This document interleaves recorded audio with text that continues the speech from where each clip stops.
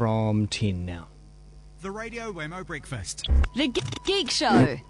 And joining us for the Geek Show today, Ms. Behaviour with us. Ms. B, good morning. Good morning, Wammo. And of course, thegeekshow.com. We're recording this as a video once more as well, and you'll be able to find this after the feature or tune in live over at The Geek Show 2 rather than 2es.com. Now, today we're talking about Pondscum. We are talking about Pondscum and how it might save the planet.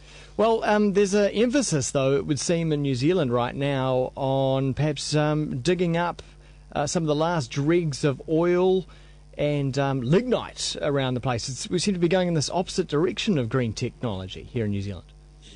Absolutely. I mean, there was a leaked draft of the energy strategy that came out a couple of weeks ago showing that the government actually wants to expand New Zealand's oil and coal sectors, even though they're aiming for a target of 90% renewable energy by production by 2025. Yeah.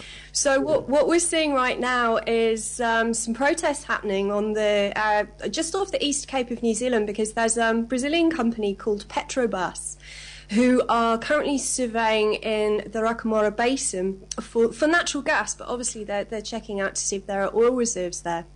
So the government's made a decision that they want to increase oil and coal production from New Zealand to increase our economic drivers, which is, all well and good. I mean, if there is oil there, maybe we could just keep it there because it's going to be worth even more in a few years. But more importantly, we should be looking at alternatives, especially for a country that's so far away from everywhere else in the rest of the world. So one of the energy sources that really has sparked my imagination, I first read about this a couple of years ago and thought, wow, this is really cool, is algae or pond scum. Mm-hmm. Now, when we think about algae, we usually think, especially in New Zealand, we think about it as an invasive substance that messes up our waterways, because we do have problems with some of the freshwater rivers in the South Island, that there is a problem with algae starting to mess up which affects fish stocks because it takes the oxygen out of the water. So we sort of look at it as a real problem. But rather than a bug, it could be a feature. Okay. Because algae is an amazing source of biofuel. And of course, biofuel as an alternative to fossil fuel energies is an area that's growing fast. There are problems because, for example, in Brazil, they're cutting down the rainforest to grow soy to use for biofuel. And that causes a problem because, A, we're chopping down a very biodiverse area of the world to grow monoculture, which is never a good thing. Nature doesn't like monocultures. I mean, this is why the bees are disappearing. Yeah. It's because, there's not enough mixed food for them to eat. Also, it takes a lot of water to grow biofuels. And when you actually look at the net sum, they're not actually as promising as they might see at first glance. But algae, however, is quite incredible. Now, a recent study has shown that biofuel from algae could replace, at this point, 17% of US oil imports.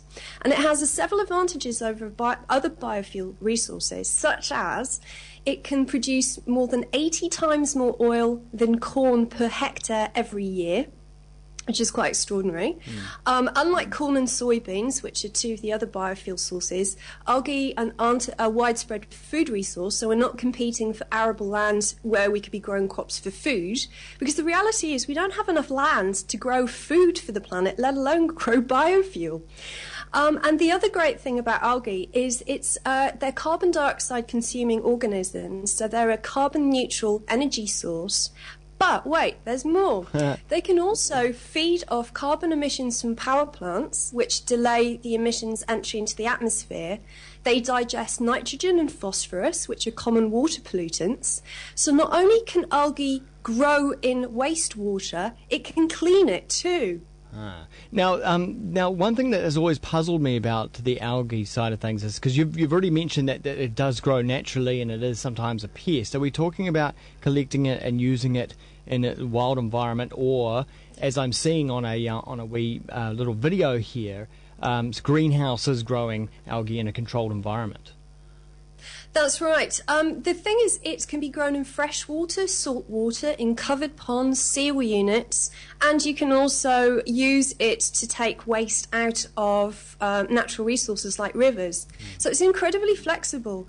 And the thing is, if you were able to create your energy resource locally, there's also the fact that you're not having to transport or potentially import biofuels.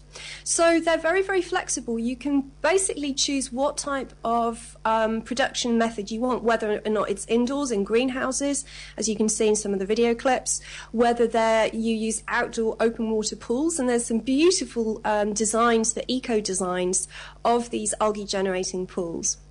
And I had a look around to see what algae biofuel research is currently being done in New Zealand, and there's an excellent website called bioenergy.org.nz. And it shows, it's a really good white paper that I can send you a link to, that shows that algae is a really viable option for our energy needs because it has the potential to outperform any other potential biodiesel products, such as palm, corn, soybeans. A 100-acre algae biodiesel plant could produce 10 million gallons of biodiesel in a year. It's easy to please. Apparently, you can feed it on any sort of waste. Can use waste as a food substrate, high yields, and it's a proven technology as well. So this isn't something that's expected to come. We can make this right now. But do we need to change our fleet of cars? Can current vehicles cope with this sort of stuff? Well, the good thing about biodiesel and biofuels is that there's minimal amendments that need to be made. And the other factor that I think is driving people's positive views towards biofuels as well is that the distribution mechanism, i.e. pumps and service stations, it's the same thing. We don't have to completely redesign the vehicles. We don't have to completely redesign the way we get the fuel into the vehicles. All we have to do is look at a highly efficient local system for creating our biofuel onshore. Okay. Now, the other factor is, meanwhile, while we are able to produce lots and lots of, highly efficient biodiesel potentially locally, at the other end, we've got some amazing efficiencies coming in vehicle technologies, because if you think about it, you can burn the candle at both ends. You can basically produce highly efficient fuel, but you can also look at improving the efficiencies of cars. Now, we know in New Zealand we have very old fleet. We are mile per gallon or mile per kilometre here, or it's just really, really low. However, the recent Shell Eco Marathon that's just happened, which is where they have students from the US and Canada and university, so high school and university students, trying to design, build and test vehicles which can travel the furthest distance using the least amount of energy.